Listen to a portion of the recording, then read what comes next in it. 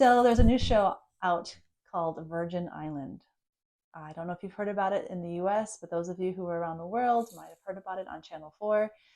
And they have virgins working with all different types of intimacy practitioners, but particularly surrogate partners, which, da-da-da-da, that's me. And this is Miranda, and she'll introduce herself in a second. But basically, because it pertains to our industry, we wanted to blind react, watch it together. And we haven't seen it. Miranda knows a little bit of like some of the things that the news are sharing about it, but we're going to introduce ourselves first, and then we're going to start watching it. So, yes. Hi, Miranda. Hi. And I think Miranda's story is actually particularly more interesting about all of this because you have a background with the organization that's working on the show. So those of you, again, who may be watching this and don't really know me, I'm Janet Trevino. You're watching here on my channel, and I'm a surrogate partner in San Antonio, Texas. I also do professional cuddling. What about you? I'm Miranda Wylie. Thanks for having me on your channel. And I'm a surrogate partner therapist. We did training through the same provider, not at the same time. And additionally, I did training with Somatica, which is sex and relationship coaching. And they are the practitioners that are on this Virgin Island show. So yes. Like you're saying, like you went through the training that the people that on the show are going through, or that people on the show, let me take that back. The practitioners that are providing the services, you did the same training that yes, I did. They did. Okay. Yeah. And I think you told me that you just finished their training last year. Yeah, I finished it in September 2024. Those of you are like, well, how can I watch Virgin Island if you get a VPN and you get access to the UK and get on the Channel 4? I think I don't know, honestly. Did we figure out how to watch it? Just anyone can watch it? Yeah, it's through a VPN. Okay, so you did the training. And so how is it different than surrogate partner therapy? Like Somatica versus like from your experience? Yeah, it's a really great question. For Somatica training, their containers are generally that it is, we keep our clothes on, we don't kiss our clients, but things can get super sexual, very erotic. And in fact, they work a lot to pull out that eroticism in people. In surrogate partner therapy, clothing is not necessarily a part of the work together, meaning clothing can sometimes come off, but it's generally not so erotic. It's a huge difference. And I think the main difference that I have found is that the work with surrogate partner therapy is way more trauma informed. It's way more working with people's trauma, moving at the pace of their own nervous system and not making it hypersexual. So it was kind of confusing for me often to be in these different forms of training.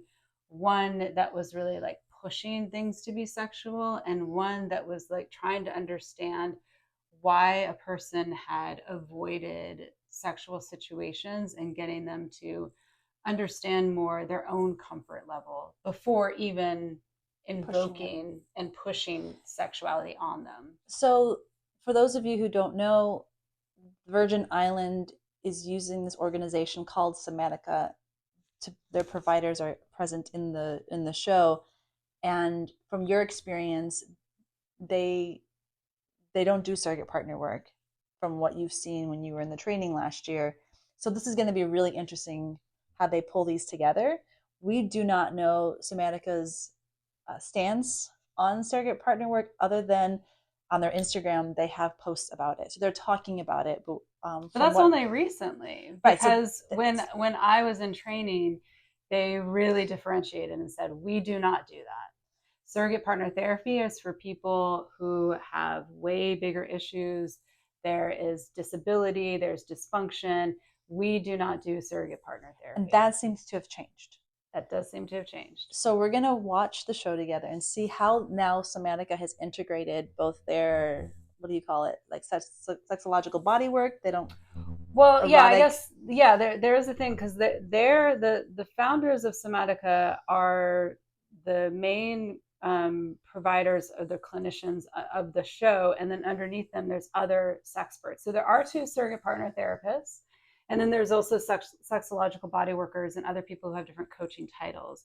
This I just know from reading press, but I've not seen the show, so I don't know how the surrogate partner therapists on the show, how they're going to differentiate their work and what they're going to do. And that's what I'm really curious about seeing, is how providers who have not practiced and trained in surrogate partner therapy and have really differentiated themselves from surrogate partner therapy are now working with surrogate partner therapists in the field and other providers, and overall with people who have not had sex. Right. One last thing. We did a little bit of background research on the two. I don't know, they're calling themselves surrogate partners or sex surrogates. There's different ways. We do not call ourselves sex surrogates, but surrogate partners. They have two people that are on the show who we know one was trained in an organization that no longer trains, which is called IPSA, the International Professional, wait, International Professional Surrogate Association of Surrogate Partners. Yeah, I don't know, something like that. IPSA, IPSA. And then the other was trained, looks like, with a group out of Pennsylvania called Ananda. So we'll see. Again, that's not our background. We don't have that particular training. So we will see, yeah, what shows up, because every place you go, if you want to be a surrogate partner, you'll get a different type of training, emphasis, and just how things go. So we have a lot to learn. I'm sure that there'll be things that'll be new for us, and I think hope that we'll be open enough to kind of feel that. And then there'll be things that we might cringe. We know that one of the feelings out there, people watching the show, is a little bit of a cringe, really uncomfortable. So being that we actually are in the work, I don't think I'll be uncomfortable. What do you predict you'll feel when you watch this? Well, being that I did Somatica training, I know a lot of what they're going to do with the clients. I don't know what the other providers will do, but I know a lot of what Celeste and Danielle offer and what they want people to go through in terms of their program. The other providers, I have no idea. So I'll be really curious to see what they are offering and how they do something. And the thing is that there's no one right way to do it, right? There's a lot of different options. And I think that's at the heart of what Miranda and I want to tell all of you who are watching us. This is, of course, just because maybe you're bored, have nothing else to do, but we really want to prepare you who potentially are a client, who are curious about surrogate partner work, how to best equip yourself to what the work is, asking the right questions, finding the right provider. Do not let yourself just be taken in by whomever just says like they're the best, or I don't even know. People say like, it's very expensive. This is an investment in your life and in your relationships. And so if you're interested in surrogate partner work as a client, be thoughtful. And hopefully our commentary can give you some direction, what kind of questions to ask and what to look out for, and find the right person for you. Yeah. Okay. Yeah. All right. Well, let's get started. And here we go. All right. Episode 1. Here we go. 12 virgins are heading towards a paradise island to take part in a unique experiment. The word virgin, people see it as a joke. It's quite upsetting. Are you self-conscious about our genitals touching each other? Now, yeah, this radical retreat is offering a very hands-on solution. Oh, yeah. She's a miracle worker. Oh, God. Overseen by a group of experts. Yeah. Wait, they have sex with each other? I think that's a possibility, but I'm not sure. Okay. I mean, they have choices. 12 virgins. Still a virgin. There are more adult virgins than ever. Can we just even pause it right here? Sure. First of all, we got rid of the word virgin and losing virginity like 20 years ago? Yeah, I was gonna say 10, but has it been 20? Like, it's a sexual debut. It is not There's a lot of stigma. losing. Right, Yeah. you're not losing anything. You're not losing. In fact, ideally you're gaining something, you're giving something. There's a whole lot more. So I hope that they get into the work that sex positive community and all the people in it have been doing over this last 20 years to change how we speak about virginity. Yeah, because like, does sex change a person? I think that's often people, is it like feminists that talk about a man doesn't change a woman, right? Like, now that you've had sex, now you're like a different person. Yeah, you're the same person. I don't like the stigma. I don't like. I mean, this the whole premise of the show is we have a problem. Something Yeah. is wrong with us, Yeah. and we have to fix it. And fixing it looks like having sex. Is it their problem? No, it's actually society's problem.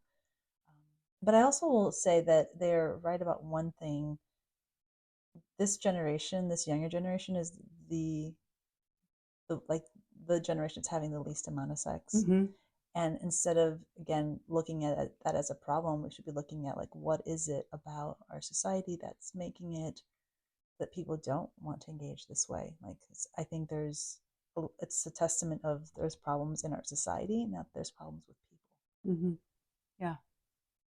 Yeah, I agree. Okay. I mean, that's always been there. It's not like this generation is the only. Our relationship with technology is different. Yes. Yeah. Yeah. And, not engaging with each other. Yeah. But I would say there was probably more sexual abuse, and not abuse, but like rape. I mean, I don't know if rape numbers have gone down because there's less sex. I'm not sure, but I'm curious about. I don't know. Yeah, like how that all is playing out. Women just having sex because they felt like they had to in relationships. I think there's more. I think a little more agency to be like, I'm not ready or I don't want to. I think. I don't know. I mean, the fact that people aren't having sex, I mean, I don't know if that's a testament to that or not. More agency around saying no. Thoughts? I think there is agency to saying no or having it not be a marker. So far, these contestants are saying, do we call them contestants? That sounds like a game show. Participants. Participants. They're saying that there is a stigma, and there is. I can certainly empathize. I'm not saying that there isn't. However, I've worked with many clients who have had sex once or twice and then not for 10, 15, 20 years. So they aren't, quote, a virgin anymore, right? They have done the sex act, but they are not necessarily any better off. In fact, maybe worse off because of how they went into sex, right? So like, it's quality hasn't gotten any better. Yeah. And the thing, yeah, so there's just a lot to unpack there, to the point of what we're saying, like the thing that we keep saying of like losing virginity, right? Losing it. Like the issue, your relationship with sex is beyond this gain or loss. And why are we even talking about it as a gain or loss in that regard? So I hope they unpack that a little bit more. I think it would have been great to have a show where just like, instead of like losing virginity, it's like, how about your first time being awesome? Like, that's actually a challenge. Like, it's not about losing or getting over the whatever the stigma part. It's more like people who are choosing to have, I want to have a better first time. Yeah. Like, that's the goal. Like, I don't want to be like my friends who do this thing and it's like, cringe and terrible and they regret it, or they were drunk or whatever. Like, I want to have my first time being a conscious, open, exploratory, playful, at my pace experience. Like, that's a show that I would sign up for, like, to be part of. Instead of like, yes, the concept of virginity, who fuck that they're virgins, who cares? It's more like, what about first time being actually meaningful? What about sex overall? What is sex? Right. What does that mean? Is it like, intercourse only, right? Right. And also I think about what's the experience to just like be in your body, and then also to share that experience with somebody else. What, to me, that ultimately is sex in a lot of ways. It doesn't matter the act of what my physical body is doing, what is being inserted where. It is about this, what can be really a magical experience with another person. So step one is, do I want to experience that with somebody else? You know? And thinking about, why haven't I, and why do I want to? And so what does even sex mean to begin with? Like, it can get so big. It is amplifying that definition because it doesn't have to do with genitals, honestly. It really doesn't. That would be a different show. Maybe I know, we're only like 4 minutes in. Like, sign us up for that show. We'll be part of the exploratory part of that. Yeah. The virgins are clearly nervous about what lies ahead. I hate them just being referred to as the virgins. The virgins. The virgins. Ah. Okay. As a group, what else do you call them? Well, I called them contestants a minute ago. Participants. The explorers. Clients. Yeah. The curious. The curious. I tend to say things without thinking. Can I throw you in the sea? No. I wish it was different. I'd love to be able to speak to a girl, keep a conversation, go on a date. That's my kind of dream. Can I feed you to a lion? No. Why not violent? Take a seat. Yeah, just sit and relax. The level of inexperience is clear. So touch avoidant one, he likes to sabotage things. That's all right. Can I feed you to a tiger or a lion, or what do you say? Yeah. Throw you into the sea. It's easy to say no to those things. We call it up against the wall. Oh, fuck, they're doing this now? Witnessing sexual desire for most of this group is clearly unsettling. To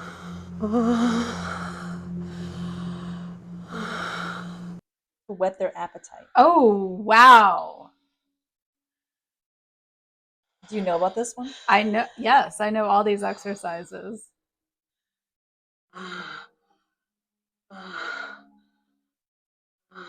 Wow. All right, so do you want to say more about wet? What is it called? Well, they call this exercise up against the wall. Okay.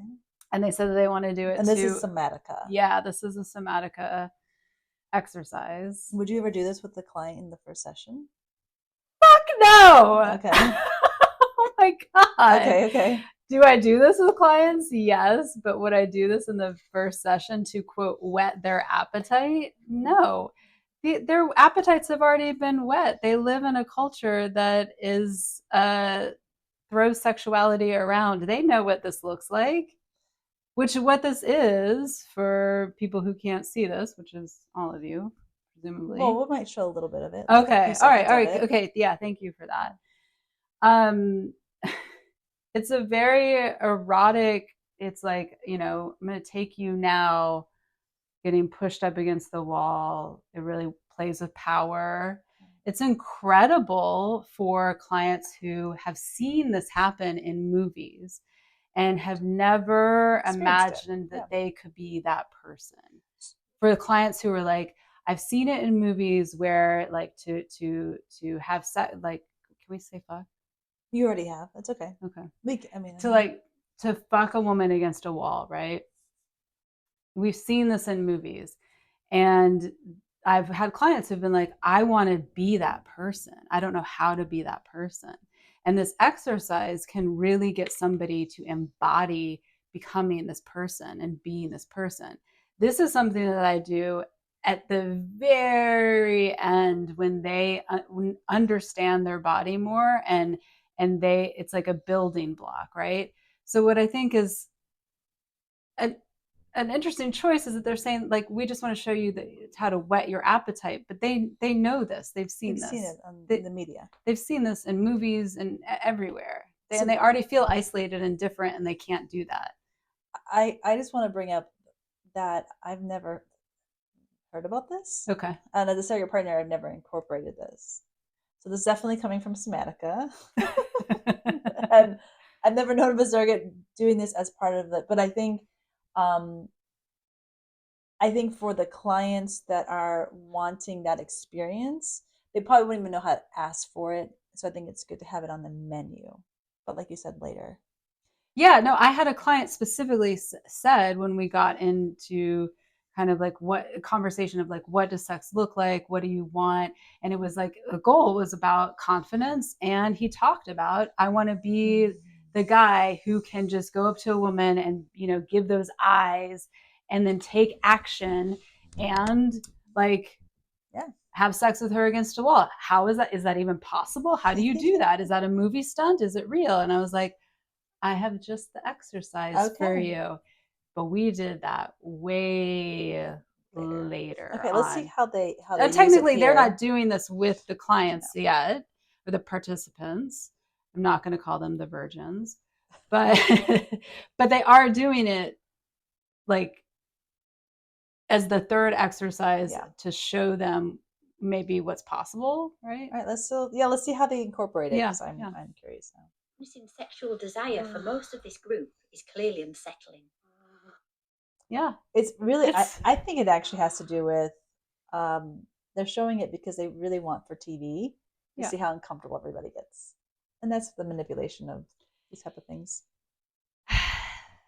That is a solid point. We have seen a couple faces of really discomfort. There's a couple people who don't want to hug. A couple of the breathing exercise is tough for them. And the camera is panning to their face quite often. Wants to see get uncomfortable. Let's see how deep they're into this. Yes, and for TV and for most creative things, you want an arc, right? So you need an arc of discomfort to then get to the arc of comfort at the end. But they're doing it, maybe. Maybe this is an intentional choice for TV. Let's see. Ooh, they are stressed. I mean, I guess I'll say this. Want to re-emphasize the idea of it. They need to shock them. They want the emotional response, which is a big part of Somatica, right? You told me. They want the polarity where they're just pulling them either, again, she said it herself, into laughter or into crying, create that emotional response to, and that's a way to shock. And it immediately puts people in this, it polarizes. Mm-hmm. Right. Yeah. And I mean, just FYI, for those of you who are out there, again, looking to go into surrogate partner therapy, that is not a thing we would ever do. We do not need to shock you. We do not need to create an emotional response. We don't need you to freak out with us. It's being mentioned here that they're trying to create a really safe place, but that actually is not how that would be done. Even if I went to a retreat or a weekend, whatever experience, I find this completely manipulative. I would not feel comfortable going into a space where immediately I was dysregulated on purpose. I know there are retreats out there where they don't give you food for 3 days or something, or there's all these things to kind of break you. And this was kind of a way to break them from, I think, I get it, from the box that they're in. So it's we're going to stun you with this really sensual, sexual thing to kind of jolt you, and then to bring all the emotion. And so then now you're in this kind of space where, and also I agree, to create the desire, oh, I want that. Or even a desire to run away would still be, I think, an effective way to create movement. Create kind of you're going to do something. You're not just going to sit here and just go through these 2 weeks and just put up with whatever. We're going to make you want it or not want it at all. To find your clear no or find a clear yes. But there's no middle path in this process with them. Does that make sense? It does make sense. There's so much more to even say about that. Number one, surrogate partner therapy involves a talk therapist. Right. And so the way that this show is done thus far, there's no talk therapy. Well, we don't know if they haven't done like a few months of intake. Talk, we don't know, we don't know, right? But as what we've seen thus far. Because they obviously know them. They interview them, and they know that they're qualified to be there. Sure. But yeah, I don't... To me, doing surrogate partner therapy is very much about safety and not about shocking. I don't need to shock somebody who has not had sex into understanding why they haven't, to see their reaction. That wouldn't be... Or to create an emotional response. I wouldn't need to do that. To me, it's very much work of like understanding your own body and finding safety in your body first before you even put yourself into responsive situations to see, if you're upregulating or downregulating. You have to know how to manage your own nervous system. That's the key part of surrogate partner therapy to me. The autonomy, right? For them to be able to be sovereign in their own eroticism. Yeah, but you are seeing some of them are doing less than others, and in terms of the breath work or in terms of them watching the up against the wall exercise. And one person is crying, one person is saying, "Oh yeah, I would like to do that." Yeah. But the overall thing is that thus far, it's about this interaction and reaction, and not as much of a internal looking inward, like what feels right for you. I will make another, yes, you reminded me of something. I will put a cautionary note on the hierarchical and power differential and the power exchange of that being the initial imprint of this experience. So what I mean by that is their first experience of these people in their sensual sexual self is with a power play. It is with dominance. It is with however you define that, almost like BDSM. I mean, in that in that kind of vein. And so it's an imprint. So even if, yes, of course they've seen, probably tons of things before coming onto this island, but this is what is seen as like, this is what we're going to imprint you here. I'm concerned now. This is me talking as a brown woman. We don't need more men who think it's their place to like slam women against the wall. Or to be like, I can imagine, because I've been listening to like Black sex therapists and surrogate partners who are very concerned with keeping up, uplifting this idea of men dominating women, even though, okay, this gets really complicated. Women still say, well, I want that. Okay, yes, okay, sure. But this being lifted as like, this is the imprint, this is what we're inviting you to, is a little bit concerning. It's not challenging the power and systems. It's kind of it's not challenging the gender dynamic of things, right? That's what like had that been two women doing that exercise, it would have provided a woman to the man. Right, which is how it is when I do it with clients, because I generally you model first, right? So I do up against the wall first to my client. So I'm the woman, and a petite woman at that, with some large men, and I push them against the wall, right? And I do this also, really, it's not appropriate for everybody because there is a power differential. Right. So this is important to do for clients who are interested in getting into some more kink dynamic, who do want to be more of a top, but feel like they don't know how to get into that role, right? So yes, this could have looked a lot of different ways in different dynamics. And, when I first saw that woman crying, I was like, oh, does she have an experience of sexual assault? That's exactly what because I thought. Oh my gosh. You are seeing a man approach a woman and get pushed up against a wall, and there's a lot there. I thought it was a trauma response. Yes. Like something happened to her. Yes. There might be a reason why many of these people have not had sex, and it's quite often has to do with sexual assault. Right. Yeah. that was, yes. I just think that it's an interesting choice. It is a very interesting choice of imprinting. And I say imprint like that being the initial thing. Like, this is how you're going to see it first. Yeah. And what also, if you don't want that, like if you want something softer, you don't want something that isn't a power differential, that is this aggressor and, aggressor, and what's the other one? Like what's the victim? What's the, like, there's another word other than victim, but like that is so much of heteronormative culture of this cat and mouse culture, predator, you know, and prey. That's the dynamic I was going over. There was predator and prey, right?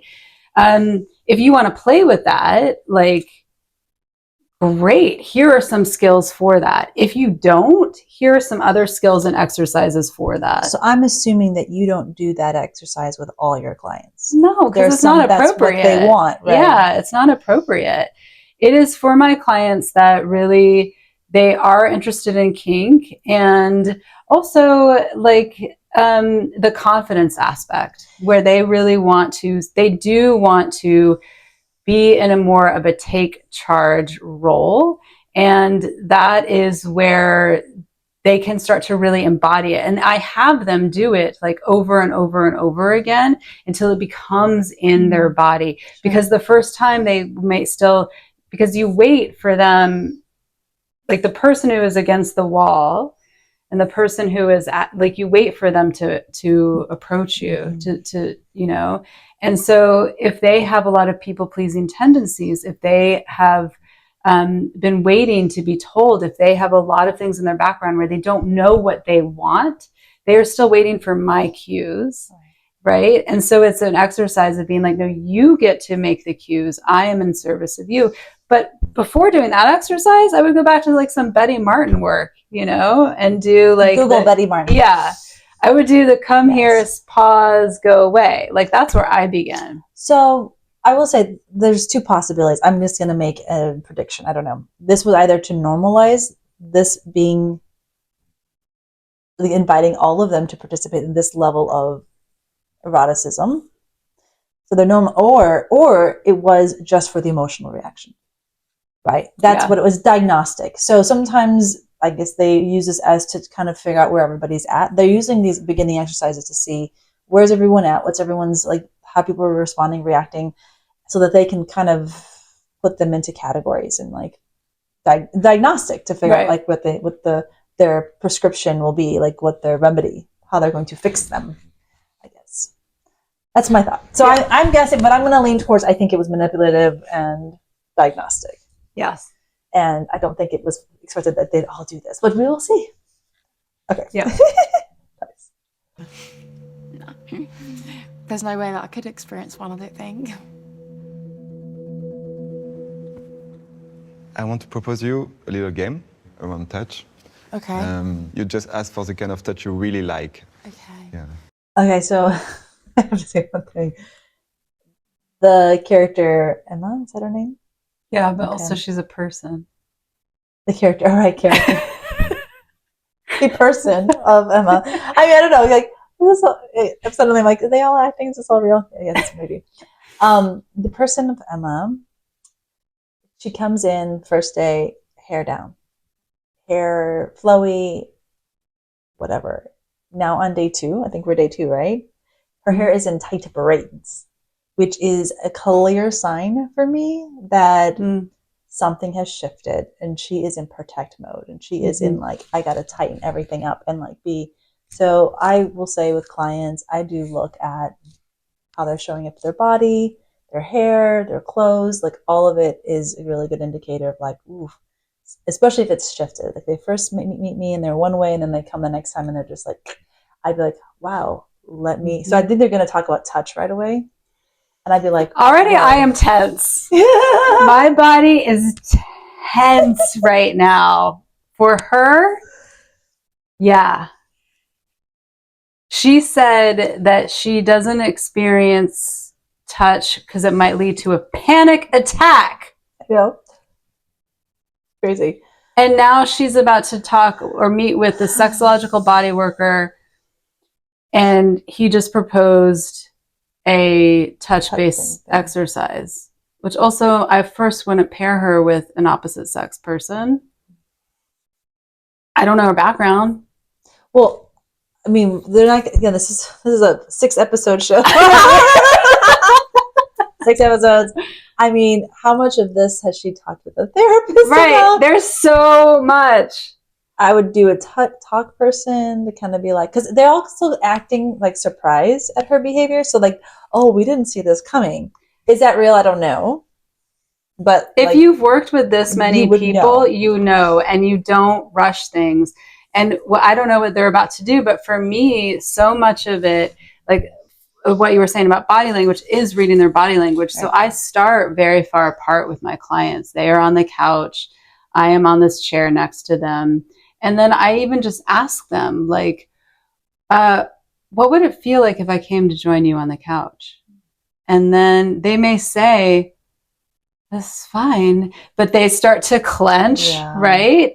Or they start to disassociate. And then I'm like, let's see what's happening to your body right now. Let's track that. That's so important. That's really, yes. And that's why this, for again, those of you who are watching this, the work takes a long time. It takes a very long time. Because they may have been talking with their therapist for years even, but it is way different because the therapist, there's already like the room and they know where people are sitting and all that. But when you start now inviting closness, even without touch, even just that, right? All these years of talk therapy, I mean, what? Like it's a totally different ballgame. And so then for them to be able to process that with their therapist, like, wow, this was a different thing. And yeah, that's really valuable. Yeah. That you do it like that. It may be a few sessions before I even go to touch a client. It's possible, especially if they have touch issues like that. Right? Yeah, because they, I work with a lot of people who have this people-pleasing tendency. So they will, because I am in the position of authority, which these people, they've got sort of a lot of authority over them in terms of the producers of the show. Then in terms of the just the sexperts, the clinicians. So there is a lot of like disorientation and being like, well, I'm told to do this. I'm told to do that. They are sleeping in like, I thought it was going to be more like in a hotel setup, but they're in these little cabana like tents and they're given a uniform. So they're already kind of stripped away of some of their comforts, which is why maybe she's wearing her hair and that's the piece that she can control. She can control her hair. And it is maybe like kind of going back to a child, right? Of I need some protection. Yes. Where am I going? I'm afraid I'm going to be in a panic attack. So these are really key things for which they are noting, right? The providers are noting, but the work is also for it to then imprint upon the client so that they understand what's happening for them. That like, oh, I'm not comfortable, I want to say no. I'm saying yes to like if she's about to say yes to this exercise, but meanwhile she's curling in more and more and more. So I want to see what he ends up doing. So yeah. I feel she's kind of a bit stuck.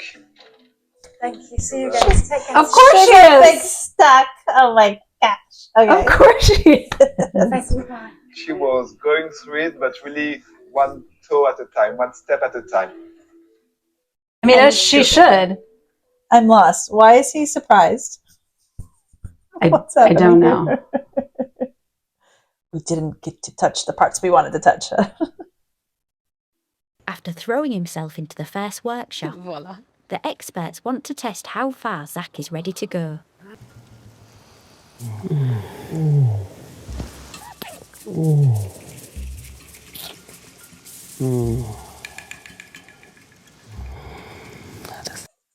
So I want to talk about Zach. So Zach is in his first session, one-on-one, and he's with, what's her name? That's Danielle. Danielle from Somatica. And just understand what's happening because I don't have background. Somatica this is something that you would do in like the early part of your working with a client? No. No, this is a surprise to me. Okay. Yeah. I think they see that he's probably the most eager and most open. Like, he doesn't have a lot of physical blocks to touch, and like, it's more like he just hasn't had people. He hasn't found people that would want to be with him. That's the sense I'm getting from the Zach person, not character. I was like character person.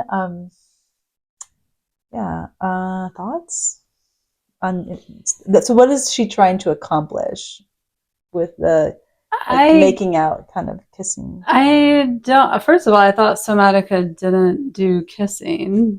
Oh, okay. Maybe I need to read the fine print again. Maybe it's not kissing on the mouth, and she is kissing all around the neck and the face. She didn't touch. Like, she didn't go direct for the lips. Yeah. So maybe that is the fine print of that. I think she's just seeing if he can receive sensuality. Yeah, that's what it seems like to me. Yeah, he's not blocking it. Okay. Yeah. Let's see what happens.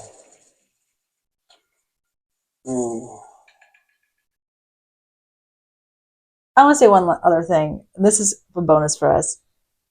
The practitioners are all older, and these are young people, and there is an age difference. I just got to say it. She's in her 50s. Yeah, she's in her 50s. And I think both Celeste and Danielle are in their 50s. Yeah. And it's just something to be thoughtful about, because we're in our 40s. That's great for it's for the longevity of our work. Ageism, yeah. Right. And I'm thoughtful about imprinting. So if his first experience is with a woman in her 50s, he might be drawn to older women, especially if she's taking the initiative like she is and doing a lot of love. Right. He's going to be like, oof, I really want an older woman who will do things to me. I'm just saying. I've seen it. Curious. 10 years later, we'll see where he's at. See it play out like that. The first day at the retreat has shown just how many issues the group has around sex, shame, and intimacy. Somebody needs to write better And copy. as the sun sets on the island, Thoughts about Zach's first session? I don't know if we talked about it once it was done. He was really happy. Yeah. How it went. Okay, so I'll say something. So Zach's first session with Danielle, right? That's who she is. It is, so in the world of the Wheel of Consent, right, in Betty Martin, he was accepting touch and she was serving him. So he's in a passive role of receiving while she's giving. And with a lot of the work that I do with my surrogate partner clients is the sensate focus. And what we try to focus more on is the client taking or being more actively coming to me, or like working with where their level of comfort is. So I would want to build kind of like a matrix or like scaffolding here where clients are touching me and moving towards, but we model it. We always model what we're doing, but it's more, the modeling isn't because that's the point. It's not the point. It's like, how do we get them to experience touch in their own bodies that doesn't depend on me giving it to them? Or pleasure, I'm sorry. Like they can experience pleasure that's not dependent on me being the one to give them pleasure, but them experiencing pleasure because they created it in their own bodies. What do you mean? Say more about that. Have you done Betty Martin's like a pro? I haven't done the full training of that yet. Have you done the Wheel of Consent? Yeah. Okay. But I want to go back to what you were saying about sensate focus. So where pleasure originates, like how does feeling it in their body, regardless of receiving touch. Right. So like, where does pleasure originate? Is it something that is given? Like, are you giving me pleasure, or am I creating it in my own body? And like, am I like sovereign in my own pleasure creation? So sensate focus for me, and that's how I was taught. I'm like, we went to the same training, but who knows? No, sensate focus is the key, the core of how we begin touch with clients and with surrogate partner. That is everything. So like, may I touch your hand?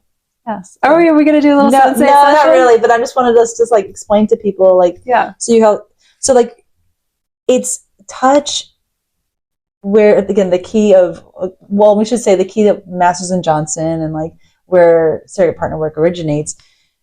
How I've understood it is I want to teach clients how to experience pleasure that they create, that it is direct pleasure, that it is from them, as opposed to me giving pleasure. So like, you know, I demonstrate, like, I'm going to take pleasure from your hand. Yeah. Like, this hand is now like my pleasure toy. Like, and I'm only just going to be using my hands to touch your hand. Yeah. But like, so someone to experience like, wow, she's really enjoying herself. Yeah. But I'm creating it. And then I give you the opportunity to touch my hand and you create pleasure. You create it. Yeah. So what we're seeing here, again, Danielle's not a surrogate partner. And what I see is in both the physical, sensual experience that we've just seen in the first episode, it's giving. It's showing indirect pleasure. Like, I'm going to give pleasure to you. I'm going to create. I'm going to give it. You don't have. It's in that the person's passive. Prey predator dynamic a little bit too. Yeah. Like, I appreciated that he got to be objectified. Like, he got to be objectified. And he is somebody who hasn't been able, he doesn't think he's attractive. Like, I want to play more. So I was giddy to see his reaction. He liked it, right? He did. It was great for him to be. His self-esteem, his confidence. That's important. I want all that. But is there going to be the staying power in that of him understanding his body and deriving his own pleasure and not being objectified, right? So I think that that's what you're bringing into this. I mean, again, I wouldn't begin with me giving pleasure like that. Yeah. Even if someone's feeling like just lack of self-confidence, but because at the end of the day, what makes someone confident is that they get to create pleasure. They're the ones that create it in their own bodies. So like, let's say their partner's not really into, like, they're like, like, it's not their partner's job to give them good feel good. It's you create it in yourself. So building that ability to have that. Yeah.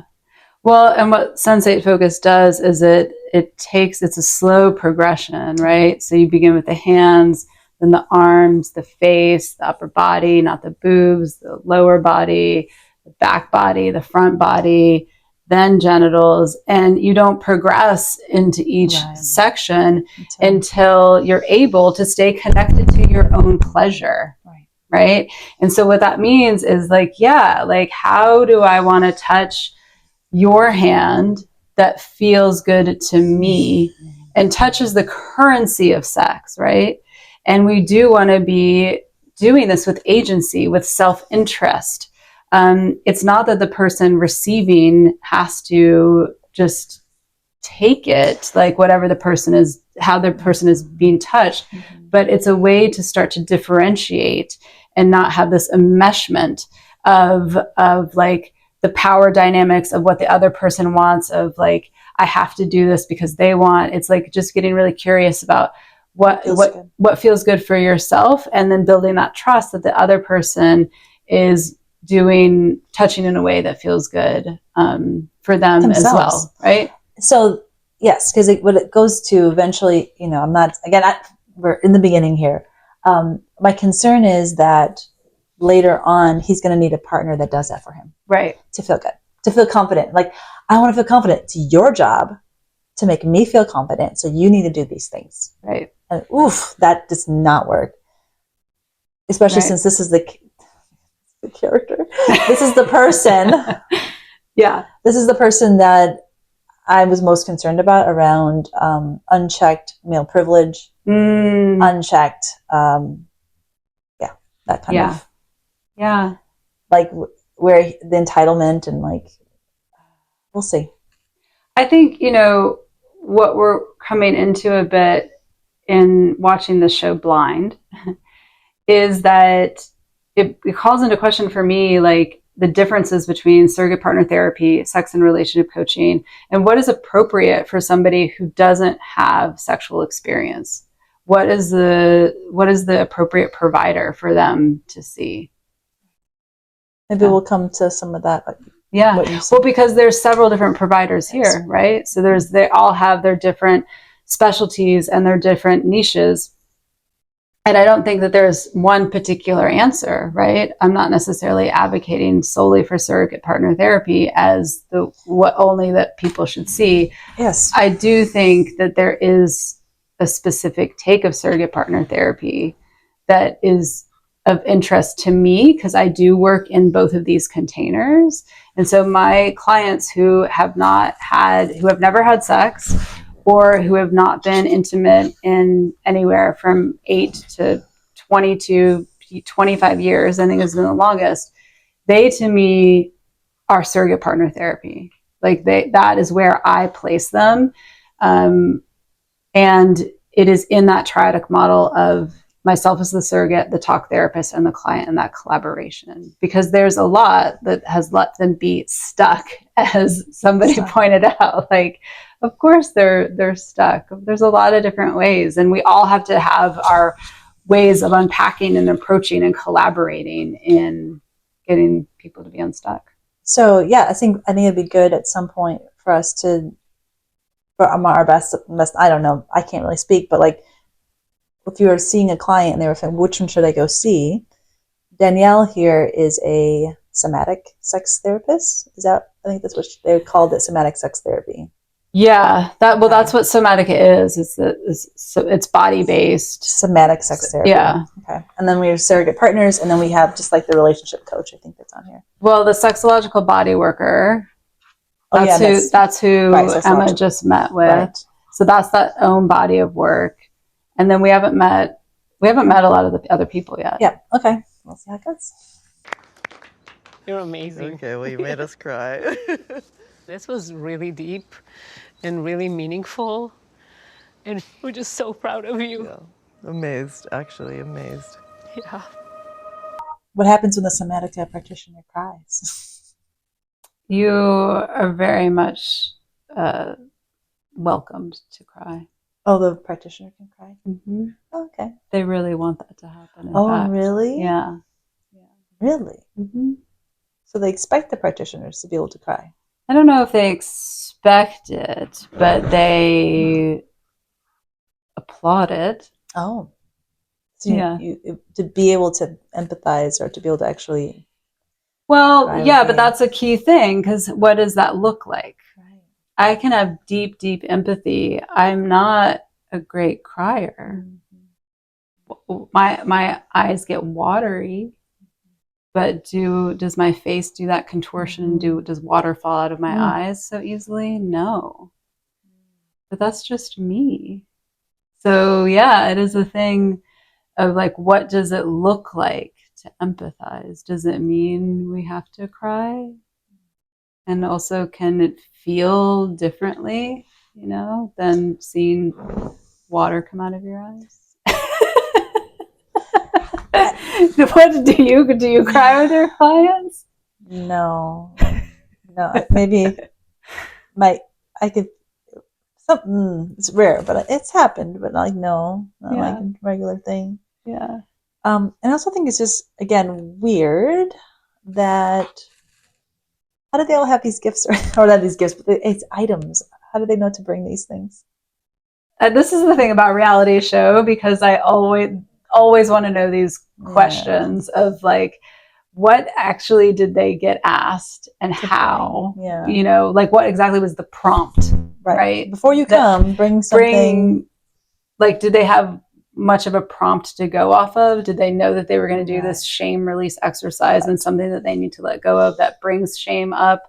Do they just have to, like, what was the prompt? We don't know. Right. Yeah. That's a little bizarre. Yeah. Oh, so all that was day one.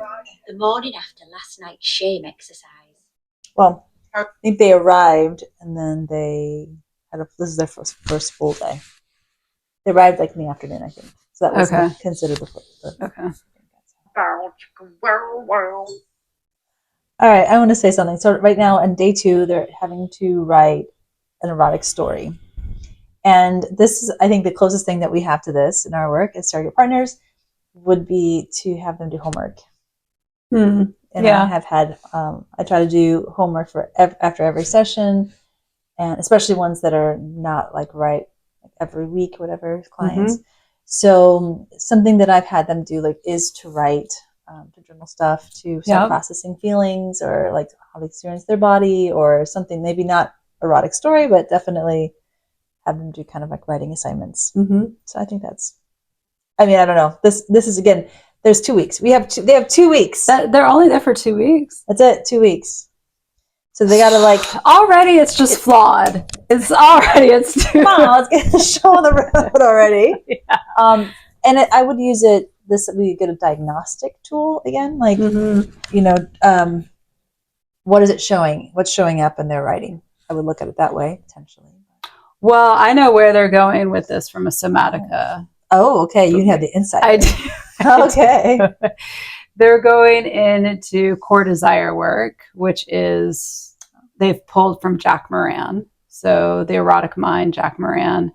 Somatica has done their own distilled down version of that, of core desire work and hottest sexual movie. Hottest sexual movie. Hottest sexual movie, but it's individual. What do you mean? Which means hottest sexual movie is our own individual sexual movie? Yes.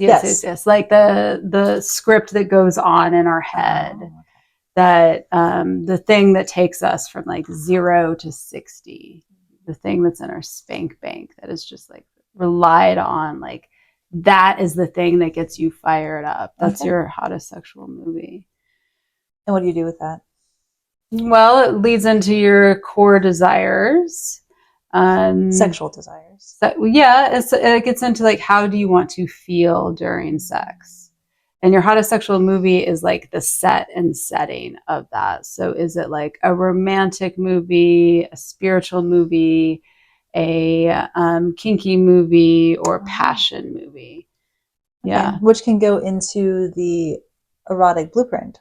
Yeah. Those of you, again, you can Google it, the 5 blueprints, erotic blueprints. So you have to figure out which one your blueprint is. They don't take as much from that. They take more from Jack Moran's work. Sure. Yeah.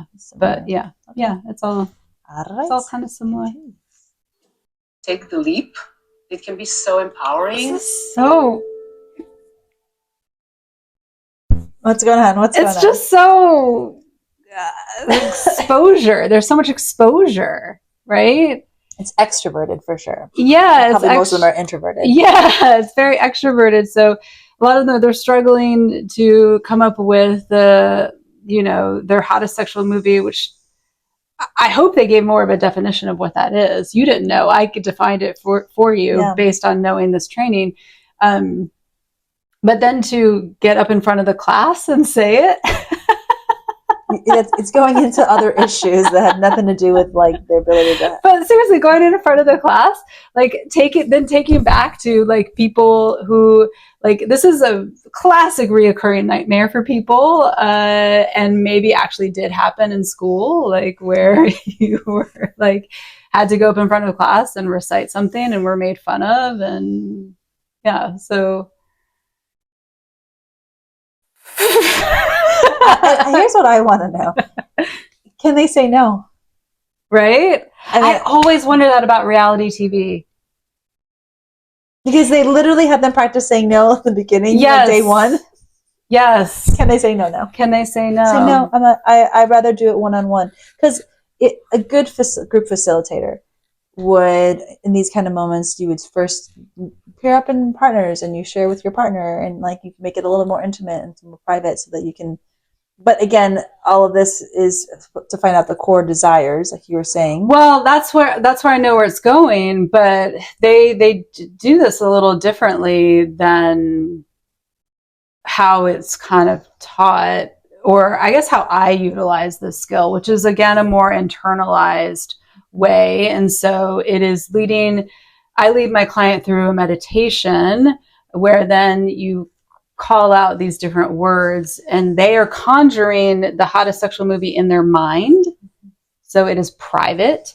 And then I am calling out words of how they maybe want to feel. And then they remember these words and then they can review the list together, which is also, I got that from Somatica. So that is something that they do, but there's a choice point where they're making this more about, you have to write it, which that already just feels laborious. I wouldn't want to write it. I would want to be in my body, in the desire. If this is, especially if I've not had sex with another person and I do have a pleasure practice, that means I am in my mind, and I would want to go back into my mind to attach myself to those feelings, to get that, to become embodied with that pleasure. Pen to paper, no. And then standing up in front of people sharing, no. All right. So this feels very much like a reality TV show. For the show. Like gimmick thing. And you see, what is his name? Will? No. Zach. You see Zach is so excited. Yeah. Everybody else is just he's like more extroverted. Yeah. Than the others. Yeah. Yeah, I liked that it was called out that some people are hiding behind humor, you know. Yeah. I like that some of them didn't do an erotic story. Mm-hmm. They like, I'm going to do the story that works for me right now. Yeah. What I want. I mean, this is desire. What they desire, but it doesn't have to be erotic. Yeah. It's on their terms. Yeah. They didn't really show us much of the parameters of this. They just said, write your hottest sexual movie. Oh, hottest sexual. That's all that they said. I mean, that they've given us to. They didn't call it that, did they? Did they not? Did I just. Maybe. No, yeah, it was, because then Emma was like hardest. Oh, did hardest. She say hardest? That's right, hardest. Yeah. Okay. Yeah. So we as the viewer don't have much context here of like what they were going for. And some people didn't do it. No. No. Yeah. I want to try putting my hand on top of your hand and see how that feels. More intimate. Yeah, exactly. So I could scooch to you. Her name is Celeste. Mm-hmm. She's from Somatica. Mm-hmm. Yeah. She's one of the founders. Okay, so what's his name again? Jason. Jason. I think that's right. Okay, so here's what I wasn't clear about, and maybe this was obvious. I'm checking. Maybe you can help me. Does Jason want to do this? Does he want to lose his virginity? Well, he agreed to be on the show. I know. Does he want it? So I would say, when I have clients come and see me, there is, even if they find like, wow, there's a lot of anxiety and it's really hard and I don't know how to do it, there's still this like, I want this. And a lot of the actions of the practitioners to the participants is, I'm doing to you. Like, she's going to put her hand on him, when it would be like, I would not do that at all. Like, I would be like, okay, when you are ready, our pinkies touch, but you move your pinky to me. If we're doing hands to hands, you put your hand on me when you're ready. Mm-hmm. Like, it needs to come from them to moving towards us, as opposed to us doing towards them. That doesn't make any sense to me. Like, I don't do that at all. It doesn't make sense for practitioner to be the one doing all the action towards. Yeah. Because then, I mean, I'm hoping by the time we finish this, right, that we're seeing them actors, as opposed to receivers or like passive participants. And I don't know if, I mean, I'm just getting a sense like, does he really want? Yes, he qualifies under virgin, but does he actually want? Like, what is keeping him? Because they can't give us a whole backstory, I get it, but what is? Yeah, that is what's missing. We don't understand the whys to a lot of it, and some of them shared like, you know, because I couldn't, whatever, I'm unattractive, or I feel like I am, or whatever. Yeah, I don't remember his. We just understand that he's not a hugger. There wasn't a lot of physicality in his family.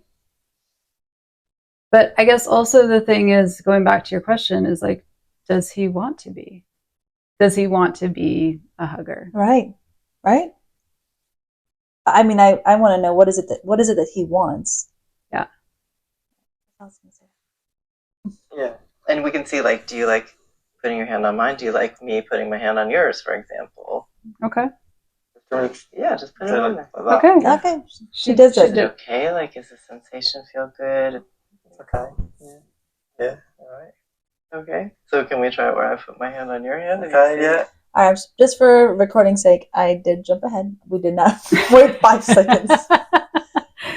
He did initiate touch first, and then, but the way she approached it was, may I put my hand on yours? That was like the first thing that she recommended. Well, right. Well, already what I do is, because I work so much with nervous system regulation and somebody understanding their body and how to calm their nervous system down. So when I first approach on the couch, then I would check in and I'd be like, okay, on a scale of 1 to 10, 1 being like, blissed out, calm, 10 being panic attack, where are you? Right. And then they name the number, and then this number system works throughout our entire time together, so that then it is a shared language that we have. It is also something that they know where they are, and I've given them a lot of tools so that they are like, oh, yep, I've just spiked to a 7 because you sat down on the couch. Right. And then we don't proceed until they bring their nervous system back down. And in fact, and they do it. Right? They do it. And we might co-regulate, right? So we might take some breaths together and just be in that silence of co-regulation. Co-regulation is so important in that, in this piece of intimacy.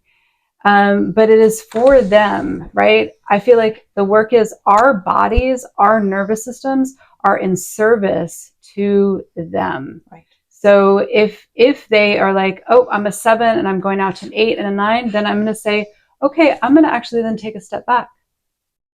I'm going to take a step back. I'm going to sit back in this chair, and I'm not going to approach you further until you are ready. So it's that level of checking in before that we move forward. And because these people already feel they're very much on the defensive about their sexual history, right? That's very pressurized for them to just be like, okay, I'll just do it. There's a lot of like my clients who are just like, I'm just going to muscle through. I'm going to muscle through it. And I will be like, nope, we are not muscling through anything. So like when he said there, he says, he puts his hand on hers and like basically what was the feedback? He's like, I felt like it was like, nothing, right? Yeah. That would indicate to me, oof, not time for touch yet. He needs to get into his body. Yeah. So we would do more, mind-body connection. Like, can you feel your feet? Can you feel like, go through like, can you feel your leg? Go body by body part. And like what part of your body right now is trying to get your attention? Like, do you even have that connection? Because if you are touching someone and you don't feel anything, well, that's telling me, pull back. This is not the path. Yeah. And it is, getting in your body. And like, if we're looking at escalation, you don't want to go forward with stuff that is about your body if you're not in your body. Exactly. All right. Ready? Continue. Jason takes matters into his own hands. Right. What about that? That feels good. Is that okay? What did you notice? He brought an agency of saying, I want to practice a handshake.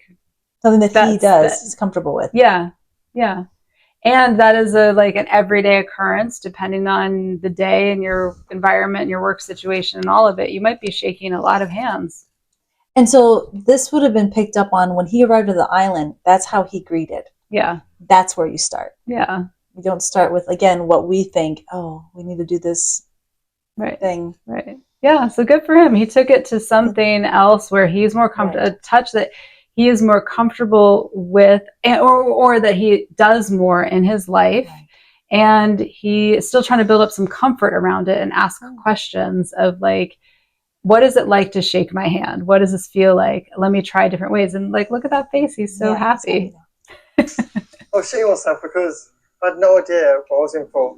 Right. I think it's just getting more intimate with touch. I want to be improved. I want cured. He wants to be cured. Okay. And after our last session, I think he's ready for most advanced therapy, working with a surrogate partner, a highly trained therapist able to have sex with a client. Here we go. I'm here to give you the introduction into surrogate partner therapy, what my Clinical role therapist. is, what Kat's role is, and a little bit about how this process works. Surrogate partner therapy has been around for quite a while, and it involved a therapist, a client, and a surrogate partner. It starts pretty slow with clothes-on embodiment exercises, just while we're kind of like getting used to each other, and I can learn what you like and vice versa. The surrogate is helping them explore what it feels like to take your clothes off with someone, what it feels like to touch someone in an erotic way, and can go all the way to a full sexual experience. As you're comfortable with, we'll move to more organic encounters, kissing, oral intercourse. It will eventually feel like just practicing different sexual skills. That's the gist, yeah. Cool. Yeah. Got it. This is a container for you to practice a relationship. And so I am a licensed mental health clinician. You will be working with me with regards to like any emotions that come up, and that's like my side of the street. Got it. I'm going to let the two of you have the remainder of the session. All right. I will see you guys soon. Take care. Bye.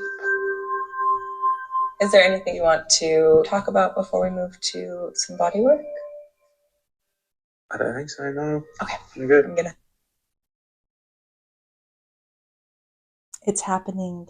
We're We now got the surrogate. Yes. I'm gonna use my hands, my arms, my face, and my hair, if that's okay. Yeah.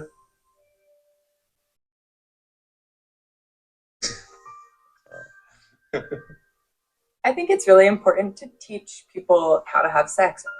Teaching like really basic relationship skills.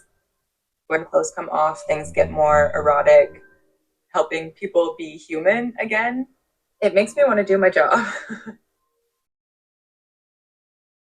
While sex is the ultimate aim, Zach must build a connection with Kat before getting to that level.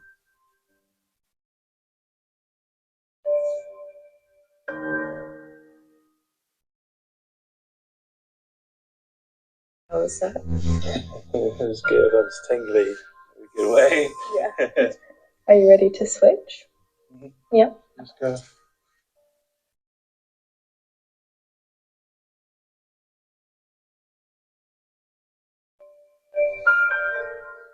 A surrogate partner bond Really make sure you're feeling what feels good.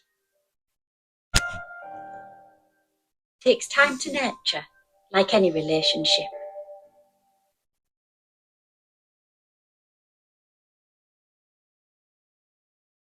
Done. You're done? Yeah. Okay, so they did the first exercise with the surrogate partner. This is, what's his name? Zach. I think I'm trying to see what they're doing. I think this is the sensate focus, but she's using the whole body and it clothed. Yeah. So that's what it looks like.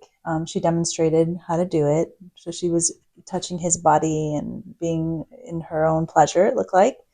And then now it was to switch. So now his job is to also like take her body and create pleasure in his own body. Mhm. That's what it seemed like. But we would never jump into a whole body experience like that. We would start again something very simple to demonstrate if the client can even experience their pleasure directly like that. It also just felt a little more sexual to me. That I'm comfortable with in the beginning, right? I want to like build up towards that. I think why I like sensate focus is because it brings it into a more mindfulness of staying connected to your body. And when we start to move into some eroticism, there's like like alertness, a stiffness that can happen that people are like, oh, it's happening, it's a bracing, and we need the body to like soften ever so slowly to feel safe and that they want to. So for me, sensate is again very much of like a tracking. What's the internal weather that's happening for a person. Yeah. So, I mean, it's just, again, we have 2 weeks. 2 weeks, and we're not seeing all of it. We're not seeing all of it. They may have described this better. They may have done the hand, you know, Maybe and now they like, we don't know. So we finished episode 1. That took a long time. What a journey. Yeah. Last thoughts before we close this one? I'm happy to be really in it and be seeing what's happening. I'm so glad we met our first surrogate. There's 2 surrogate partner therapists on the show, and see that work begin. And also just starting to differentiate and think about the choices that is being made for this TV show specifically, that maybe the providers would do differently as well.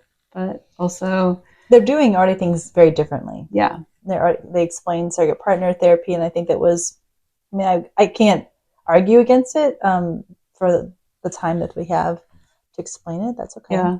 Yeah. It does seem like there was a filtering process that they did to that was a little high stakes, that we wouldn't necessarily agree with some of that reactive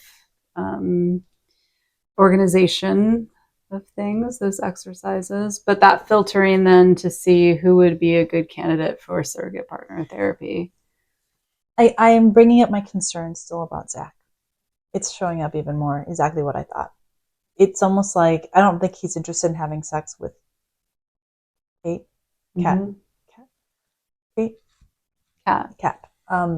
It's more, I just want to have sex. And I mean, now that she's been, like, this is the one. Yeah. Like, he can't even be in the exercises because he's only thinking about the end goal, the finish line. If that were my client, I'd be like, ooh, now I'm not going to do that with you. Now that sex is off the table. Because you're so goal oriented in this that's actually not the point. Yeah. You're losing. And like, because at the end of the day, surrogate partner therapy is preparing you for the next relationship, and you better not enter next relationship with like, I just need to get laid. Like, that is not it. You've missed the whole point. Yeah, you know what's coming up for me is just friends of mine that I have known who had not had sex and who just wanted to get it done, and they just got it done, like with somebody that wasn't meaningful, just so that they could rip that Band-Aid off. And what I think is unfortunate is that, and I support that, I should say, I support that. What I think is unfortunate is that Zach is approaching it, surrogate partner therapy, potentially with that modality of just being like, I just need it, let's just get it done. You could have just gone to an escort then. Yeah, exactly. Like, which is fine. I mean, it's totally legit. Right. Like, I support wanting to release that shame and just having that sex act done to then be able to move forward with surrogate partner therapy, with your own personal work, your own personal, like, what is my body? What is sexuality? What are my desires? What do I want from sex? When you finally removed, like, I have just did this insertion thing, or I've had orgasm with another person. We don't know, like, there's one person that brought up that they're bisexual, but for the most part, it seems like this is a very heteronormative, it's about the insertion. It is not about like orgasm or about, you know. I'll be curious where they put self-pleasuring in this, in this whole thing. Yes, exactly. There's so many aspects to it.